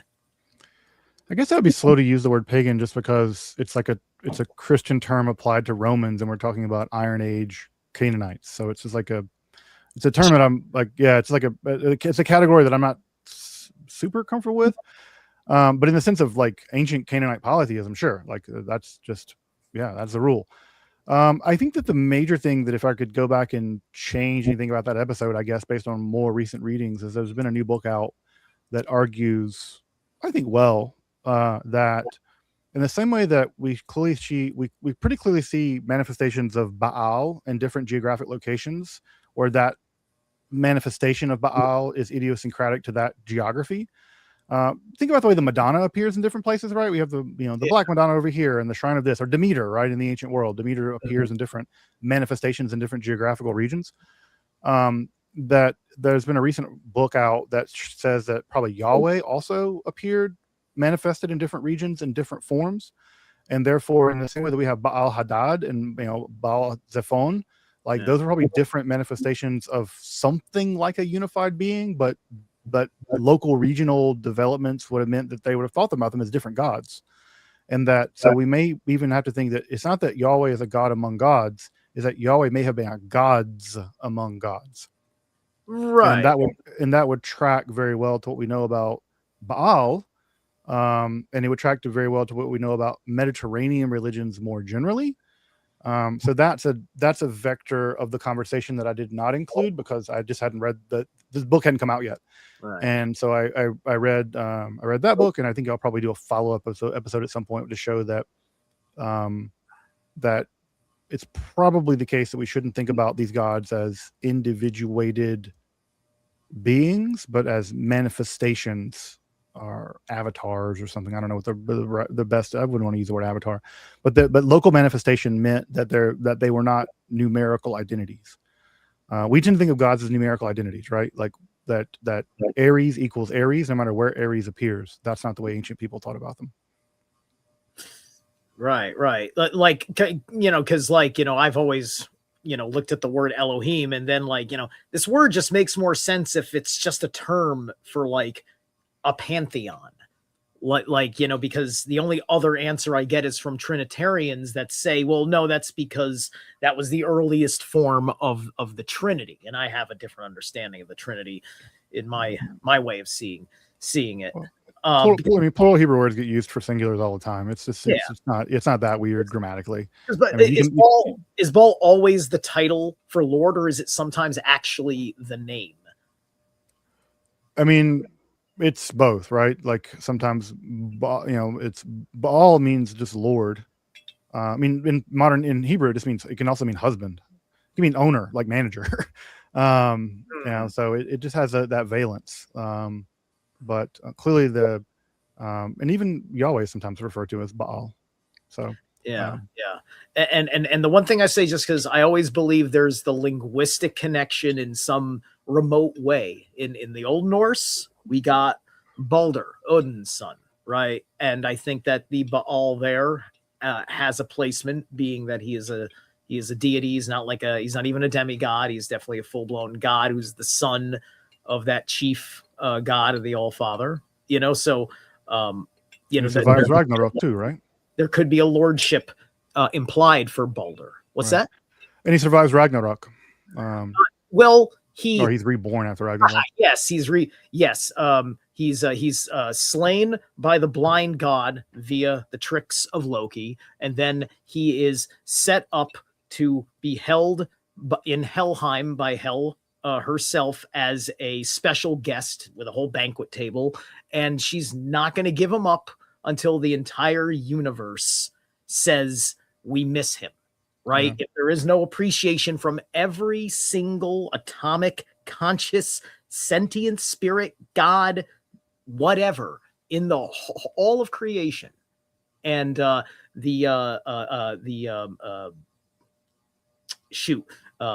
can't remember the name of the elite who took Sleipnir, Odin's horse, went and failed because Gratitude, who may have been Loki in disguise, he could not convince Gratitude herself to weep for Balder. And thus he is held up until Ragnarok. And it's possible that also, like, because we do know that some Semitic gods do go west, right? So Adonai, that god does become Adonis, right? Mhm. So that we do get some, that there is some cultural shift. And M.L. West has made probably the most decisive book on this. It's maybe one of the best books ever written in terms of the study of what stuff I do. Is called The Hell Sun Looks East. That shows that Greek stuff is all wrapped up in Canaanite mythology, Greek mythology, Hittite mythology. So that's a fantastic book. I was going to ask you, Hittite. That's what I was wondering, because the Hittite is the land of 1,000 gods. So I was wondering, I've always wondered, what is the Jewish connection to Hittite? I try to figure this out. So the Hittites were long extinct by the time that Jews showed up. Yeah. So Hittites, they get destroyed during the Bronze Age collapse. They don't survive the Bronze Age collapse. But they must have made some impression, because there are people in the Hebrew Bible referred to as Hittites. So they had some memory of them, of Hattusa, and they were the Trojans. That's who the Trojans were Hittite people. Also, the first religious studies scholars. Hittites were known to collect everybody's ritual gods. texts. Everybody's gods, everybody's religious texts. In fact, we discovered whole new languages. A whole new Indo-European language was just discovered last year because the Hittites collected all these ritual texts. So yeah, they're fascinating people. And also they just were happy to mix and match their religion, because you look at some of their literature, they're Indo-European people. So you'd expect to have them to have an Indo-European pantheon, which we know a good bit about, but they pretty quickly adopted some kind of Anatolian pantheon and mixed it with Indo-Europeans. There's a great book that I have literally in front of me. Nice. Yeah, because there's that green stone as well that they have in Hattusa. Yeah. What's that called? Yeah, this is called Hittite Myths. This is the standard collection of all of the Hittite myths. I'm going to make a video about it because I just find the Hittites to be a fascinating people. They're also one as do I. Their language is also really difficult to learn. But cool. Yeah, I looked up, I tried to do mundane astrology for the different plagues and the different wars that they went through. Also the Treaty of Kadesh, right?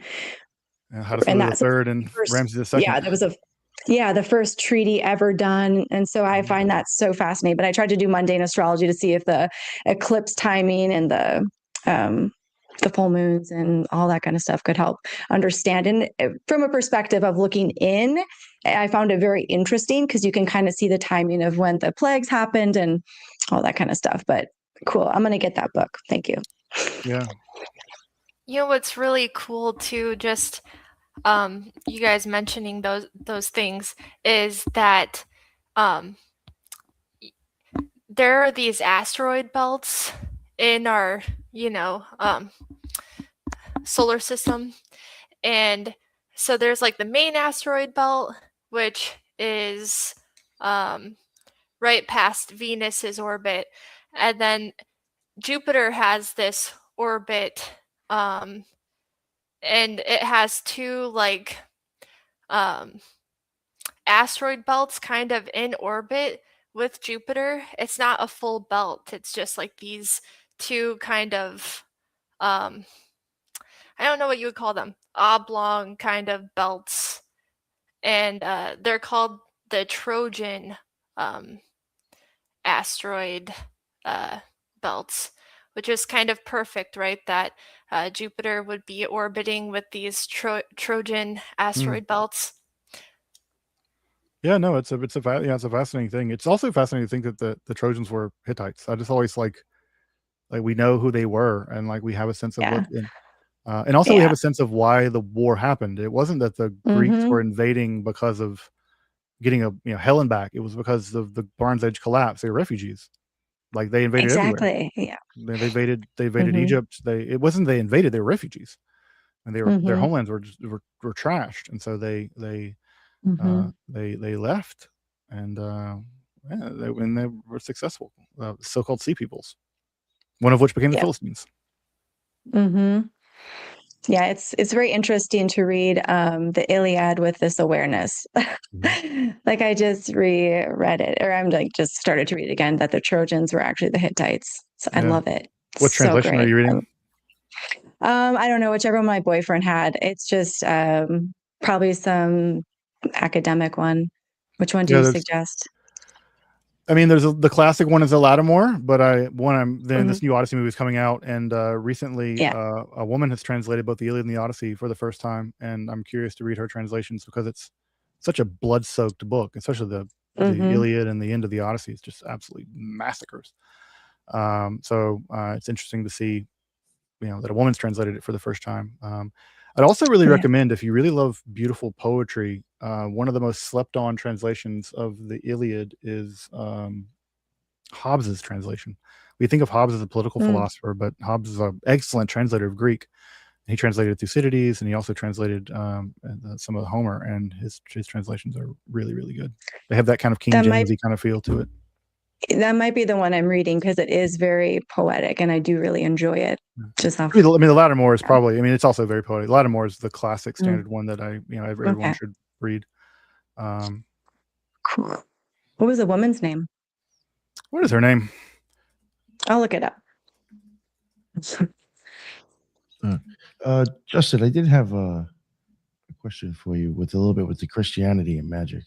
Sure. Try to touch on that before we wrap it up, because we're already an hour and a half in. Yeah. In the past, and I would even say in the future, with their own way, especially say with like Satanic Panic, but like even in the past, Christianity has always been known for like condemning magic. But then, like, out of one side of its mouth. Yeah, right. Yeah. And even from my own experiences, getting into this, ceremonial magic, getting into that personally, and reading like grimoires and just all the books, I even was just like, well, there's a lot of Christian and Catholicism, like stuff or imagery, or just stuff that ties back to like Catholicism. And it's just like, all right, so like at what they condemn it, but like yet they have their own, they have their own oils. They have, again, you even mentioned the Eucharist. They have exorcisms, they have holy water, blessings, you can, with the saints and petitions. They have all that stuff. So like, what is it that they're actually condemning when it comes to magic, in your opinion? I think that there's two things. The first thing is that magic is just always an othering term. It was invented as an othering term, right? The Greeks invented it to describe what the Persians did, right? We do religion. They do magoi. They're magoi. They're magia. Magic was invented as a term to describe what Persians did. And of course, the Greeks had a very low opinion of the Persians. So the term was invented as a way of othering people. So at the heart of it, right, when you talk about sorcery and magic or whatever, you're not talking about what people do or don't do. What you're talking about is what is legitimate, what is illegitimate. And what I do with religion and what you do with superstition. It's that kind of thing, right? It's who's on the inside and who's on the outside. And so that's the first, right? Is that the church wants to have a monopoly on what we might call supernatural causation. They want to have a monopoly on supernatural causation. And so what they do is they say basically anything outside of that is magic, sorcery, maleficia, whatever legal technical term you want to use. But there's also a theological worry. And the theological worry I get a little bit more is that part of what the church and basically any religious institution wants is to preserve the sovereignty of God. Because if God isn't sovereign, then at some level you're not legitimate, because there could be because if God's tapped you to be the legitimate representation of God in the world, and if God's not sovereign, then you can kind of muck with that. There's wiggle room, and most institutions of power don't want a lot of wiggle room.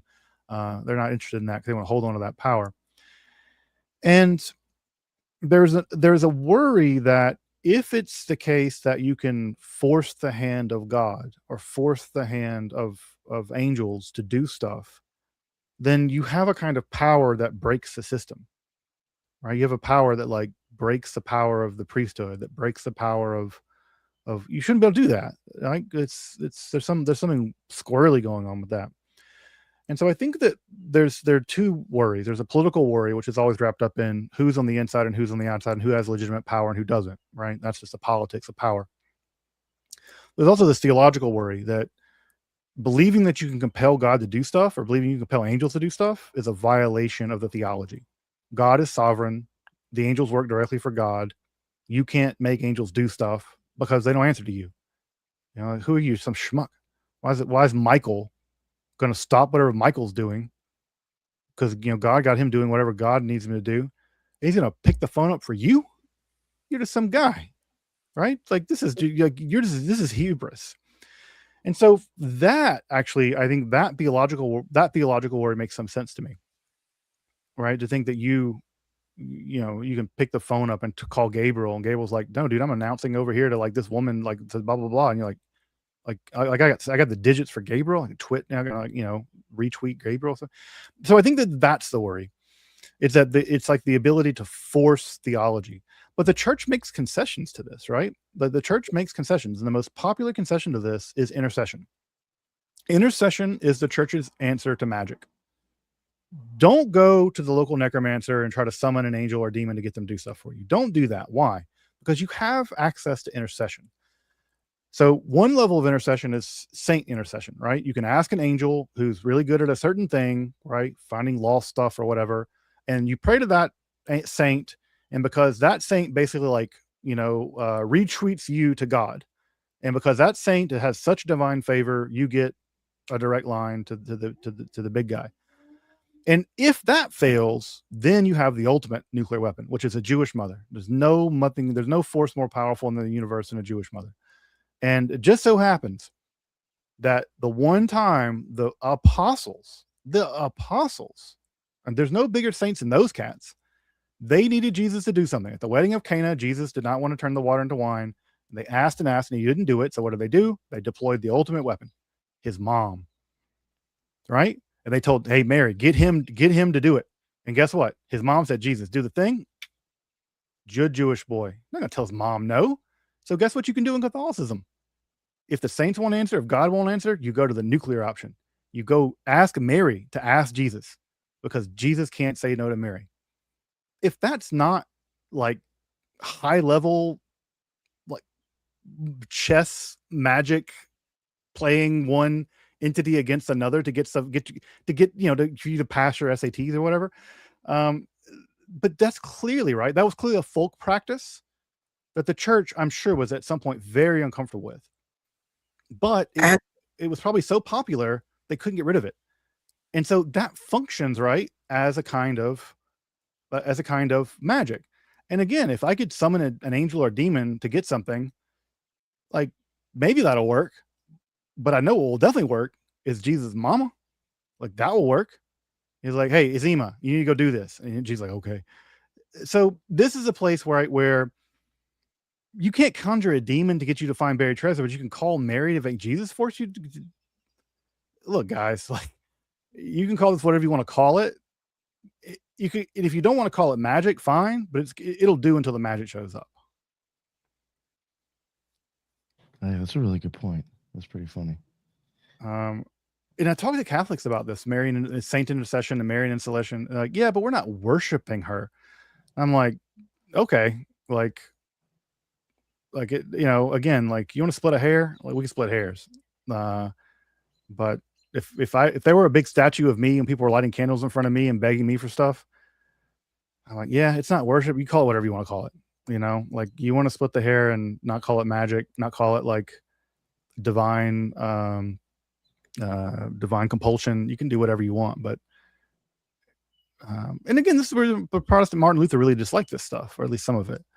and this did lead to Protestantism. But yeah, I think at the heart of again, at the heart of so much of Western ceremonial magic, especially conjurations of angels and demons, is the good stuff. It's like compelling these metaphysical entities to get you stuff. And the church's answer to that is, yeah, we already got that. Like, pray to Saint Michael or whatever.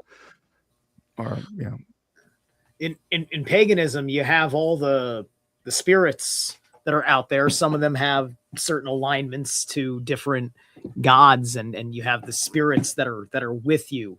Things like your Haminga and such. Guardian spirits and whatnot, and which then gets translated to like guardian angels and things like that, or like your own personal fate, your own personal Norn has been suggested as well, right? And so the pagan relationship, it's actually very much the same. We're like, yeah, no, the big guy doesn't have time, and none of the pagan gods are omna whatever. Well, except for Heimdall. Technically, he's sees and watches and hears everything but that's kind of what he is as a being. So he's also like God. He hears all your prayers, and he's got time for none of them because you're screwing with the space-time continuum, right? And it's not his position. He's just on lookout and protecting things existentially.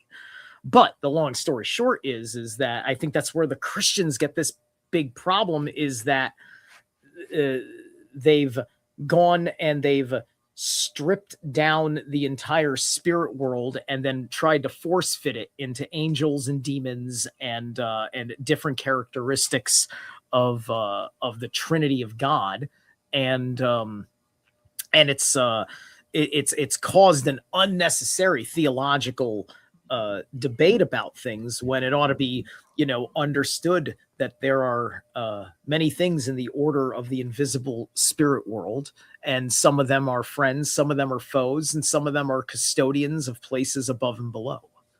I mean, it's funny that if you look at the early engagement with the Christians and the Northern European pagans, it wasn't the gods they worried about. I mean, they were happy to have been there. There are still stave churches that have images of Thorn and Odin and Jesus fighting at Ragnarok.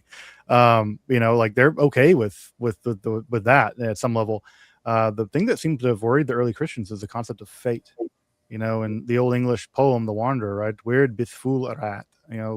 Fate is inescapable. It was the concept of fate they hated. This is true of astrology as well, because Christianity relies on the idea that you can choose for your own free will to accept the grace of God and therefore relieve yourself of sin. And the concept of fate, early on, this was what the Christians worried about. The idea that you want to still worship Odin and go to Valhalla and whatever, sure, fine, right, it's heaven, like whatever. But it was fate that really, really troubled them. And this concept of weird, which is where we get the modern word weird from, right? Weird is the old English word for fate. They hated this concept because it mucked around with their theology. So it's interesting that, again, the Christians, early Christians at least, one of the things I will laud them for is they were able to pick their battles in a way that it is shocking that they would be like, yeah, sure, like Jesus and Serapis are the same thing. Yeah, that's okay for now. It really shows you they're playing the long game in terms of the syncretistic game. They were like, we'll play this at first. And again, like I said, you can go to stave churches still in Norway and Sweden and still see images of like a clear Jesus, right? He has like holes in his hands and crown of thorns, and he's like right there with Thor with his hammer fighting Fenrir or whatever. But by the Viking Age, there were Christians and pagans that were kind of on the same page about some of the Viking activity. Took me a long time to realize that too. Yeah, this is the thing that it's funny. I have a friend of mine who's a ex-Catholic, now pagan, and she said I had to get away from Catholicism in order to become pagan. And me and my other Jewish friend, who's also comes from the Orthodox world, we're like, you had to leave Catholicism to get away from paganism? As far as we can tell, you're on the same team. Like, have you been in a church? And I'm it's funny because, again, for coming from like a very aniconic tradition, like my tradition, where we're like, we don't depict anything. I'm like I don't know. I don't know. Did you just go like take a couple steps back and look at the church you're in? Like, good. So it's again, like this kind of concepts are really, they can be humorous in a way. That one person's paganism is another person's, and of course you go ask a Catholic, they're like, no, God, no, we broke with the pagans. We were the great, we conquered the pagans. And, the Jews are sitting back there going like,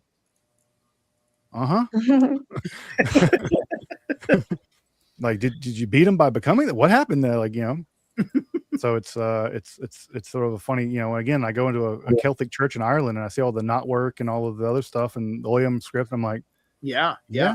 I'm like, the success of Christianity was at least in many ways its ability to compromise and compromise the things that the Christians would never say they would compromise on. And they did. I think almost everything that Christians think is Christian morals is just pagan morals that were being, that were put way out of context under the assumption that, like in modern day with Christians, you do things like somebody kills somebody, you might want to execute them for killing somebody, right? That would be, if you're going to bother to do that, and you're an entirely spiritual, especially animist culture, you're going to do this under some ordinance. It's going to be spiritual. A life is being taken, a life that's a threat to society, but yet it's still a life. And, your gods have some say in that manner. So there's something to that, but you didn't just sacrifice them, willy-nilly. Even in the Northman movie, the guy had to be like, oh my God, I'm cursed, I better sacrifice it. Something had to happen. He didn't just do it because he felt like it. Right. The Christians adopted Stoic morality. Right. Almost full tilt. Early Christians we know were pacifists. They didn't engage in warfare. They refused to join the Roman army. They didn't believe in the death penalty. They're pacifists. And so until they got state power, and then they weren't so much interested in that anymore. You become an empire. Pacifism isn't a good look when you have an empire. Fate really is where like all of these things intersect, because it's that place where some people can rationalize necessity and some people can't, right? So Stoics, for example, they're quite comfortable with necessity, but other groups of people aren't. And it's also the place where like meaning is either linear or cyclical, right? And so that's a big difference between thought too, where apocalyptic thought would make meaning more linear, like this happens, suffering exists, so at some point that has to resolve, right, into like an apocalyptic ending event. Whereas like Stoics or people who can handle the idea of necessity, they would think of meaning as like cyclical or adaptive or whatever, and it's just kind of different. There's a lot more acceptance to it, perhaps. But the Stoics, of course, were both cyclical and apocalyptic, right? They believed in the epikurosis, the cyclical process by which the entire universe was destroyed by fire and then reconstituted over and over and over again. So, but no, they thought that the Stoics thought that fate was simply the fact that God was good. That if God is good, there must be fate, because otherwise, it's just random shit happening. And they're like, no good God would allow that. No, God has a plan. Everything is planned out for the best, and fate is proof of God's goodness. And our task is to learn to accept it, because in the same way that when I tell my kids, like, screen time is over because watching screens all day is bad for you, they throw a big fit because they don't want to not watch whatever Bluey or whatever. Turns out, watching screens all the time is bad for you, and you throw a big fit when you don't like it, but it is bad for you. Well, turns out that for the Stoics, God has ordered the world in a way that is good for us, and we throw a big fit because we lose Bluey. Right? Yeah, providence and pronoia. Yeah, exactly. I did want to ask, Just based off of your metaphysical view, on like first glance or first thought about that, I would think that would be like quite opposite to Gnosticism, but I don't know much about it, you know, and I just wondered if you could speak on that because I think it's really interesting.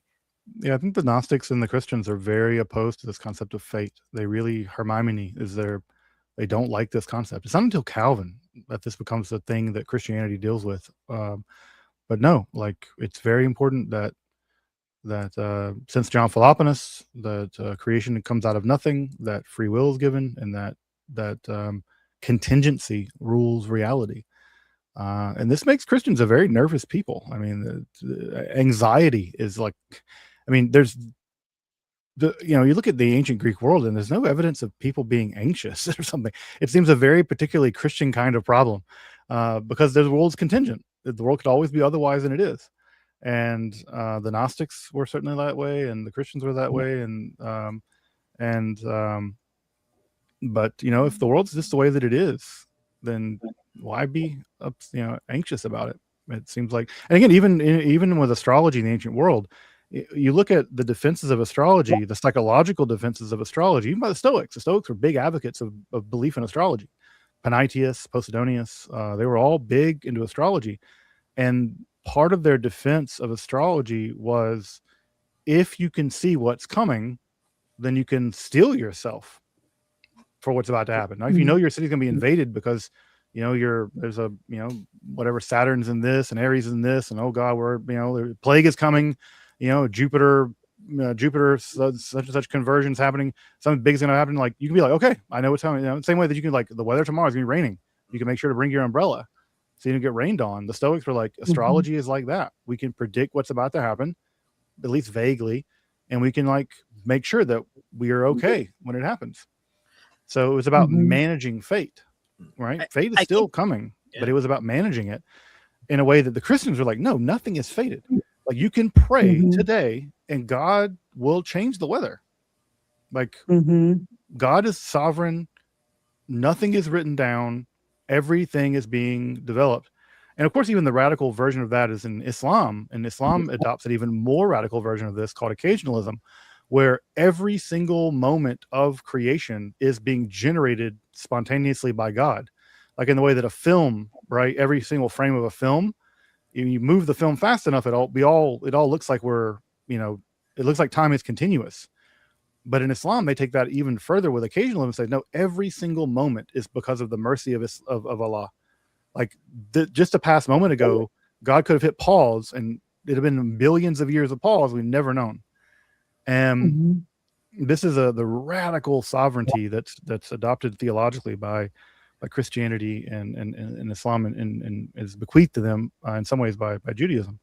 But no, for the pagans, the dealing with fate, that was the thing. Managing fate. I think like the personal responsibility as well, like being a Buddhist, there's there's the idea that you have this life, but it's your karmic relationship to things. And when you make a choice right now, it does change your relationship to your future karmic situation, so there's the idea that you can change your karma. But from an astrologer, it's like, yeah, you have your fate, but you can change the octave at which you see things, right? So it's like, yes, you have the situation that is happening, but if you do enough prayer or enough devotional practice, this is what I believe, is that you can actually have a different response to that thing versus it being so harshly negative. So I think it's interesting, the more personal responsibility and sovereignty that a person has for their own existence, I think the better off people are. And I think sometimes religions with too many rules tend to create this atmosphere that's like, just follow the rules, you'll be fine. Because as an astrologer, I didn't even know that actually Christians didn't like astrology, because I grew up Catholic and I didn't really know that was a thing. But I've had such crazy responses being an astrologer from Christians, and they act like I'm like the devil. And I'm like, what is this? Why is this happening? Like, clearly I'm a light being, I'm not a dark person. Like, I don't have a dark energy in my being, and so it's like, I just feel, there's something interesting there in the Christian religion as far as like how they view people who try to just understand fate or understand their path. Right. Well, in Christianity, the Christianity, the way that they squared the circle is that the stars are signs of the will of God, but they're not determinations of the will of God. So that is to say, God is showing you what could happen, not what's going to happen. And so this is why elective astrology is forbidden by Christianity. So the idea is that you can't tell someone what's going to happen because you don't know. But you can say, like, you know, in the same way that you can look down that way and say there's an army coming, right? Like you can look at the stars and say this is what's coming, but the army could go the other way. And again, people forget that astrology is only now esoteric. It was taught in medieval universities. You had to take, if you were a doctor, you had to take classes in astrology. This was not esoteric at all. Like, it was just like, if you wanted to become a physician, you had to be able to do the elective astrology to determine when it was optimal to do bloodletting. So this wasn't even it wasn't esoteric at all. I mean, it was like mandated by the university system. It was part of the curriculum. The Norse have a concept called orlog in the Old Norse tongue, which basically translates to original law. And it's kind of like the idea of, like, it is basically, it's like your specific incarnation mission in the part of the animist Norse tradition that understands reincarnation, and you kind of go through, and it's like Dharma, right?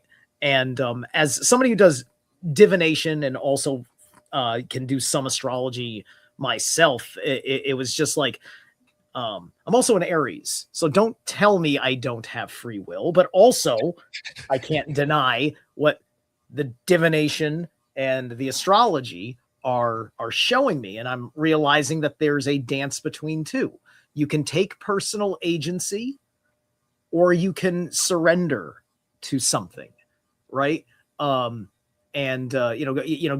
gave us free will, including, free will to make all sorts of mistakes. And, the Bible has wonderful lessons of first man and second man with mistakes, making big mistakes, right? And so what was fated? Because God, in conversation, literally didn't know that Eve was going to bite the apple and then give it to Adam. He had to find out, because he didn't know where. You don't know where. I thought you were the all-seeing God. It's just like the principles by which they say God is this all thing is not his character in Genesis, right? He doesn't know. He has to he's practically physically showing up, right? It's more like a flesh and blood Anunnaki kind of feeling by that merit, right? The point is that you got free will, but then your free will means nothing if you aren't with reality, because you don't understand causality. And thus, your poor choices will destroy you. You'll never have the life you really want, because you will deny your orlog and all the freedom following your orlog provides. I use the I Ching in my divination. Every moment of every life, you have the potential of 64 different kinds of choices that are going to emanate out of the causality of one to another. Oh, there is so much freedom, but there is also fated things, because we all have an unconscious, and, Odin couldn't prevent his own death. Who am I to be better than Odin? Yeah, or we'll have them all, right? Friends die and cattle die, but I know what doesn't die: the doom on a dead man. Have them all. That's my man. All right. Unfortunately, we're almost at 2 hours here, and we do have to. This conversation will have to end at some point. So, this is a great conversation, Justin. I really thought it was awesome. Thank you so much for coming on. Yeah, of course. Thanks for having me on. I mean, again, it's always like great to be able to chat with folks, coming from a range of traditions, and just like, again, if I, giving what little I can contribute, and hopefully it's something intelligent and something worthwhile. And I'm glad to be able to have a conversation. So it's been an honor. Thank you. No, of course. Thank you. If you want, do you want to plug, your YouTube or anything else you want to promote? I know you might have some speaking things coming up. Maybe you want to promote that. Do I even have anything speaking things? I hope I don't. The older I get, the more I realize I don't want to travel. There's this sort of weird travel fetish where like it's like everyone's supposed to love to travel and be in Paris and do this, and I'm like, I don't like this. I don't want to be in a plane. I don't want to be in an airport. I don't want to like be jet lag. I don't want to. Yeah. So no, I don't think I have anything specific coming up. Maybe I do. Maybe I don't. No, if folks want to like follow my work, I'm over at Esoterica on YouTube. If you want to get some cool old books, you can check out my bookstore. But I'm teaching this class on Middle Platonism, which I think is a part of philosophy that doesn't get a lot of coverage, and so I'm putting those out, and it's part of my maybe irrational, maybe idealistic, maybe naive dedication to open access, university level educational material, and so I'm doing this whole course on Middle Platonism, which will eventually come to touch on topics like fate and astrology, and Christopher Brennan's back there somewhere smiling. So so working on that, but otherwise it's just I'm just at Esoterica. It's kind of that's my gig. Awesome. Thank you again so much. I really appreciate having you on. It was an amazing chat. It's wild to actually see you on the show, considering I appreciate it. how I've known your show and everything and watched it and learned from it. It's pretty wild. And thank you everybody also on the show for joining me. I'm not going to go and spend the time and go through the whole thing, but I appreciate you all making it, and everybody in the chat. That's what's up as well. I appreciate everybody making it, and everybody putting in, I guess, their 2 cents in their comments. Thank you all for that. And until the next one, everybody be well. Later.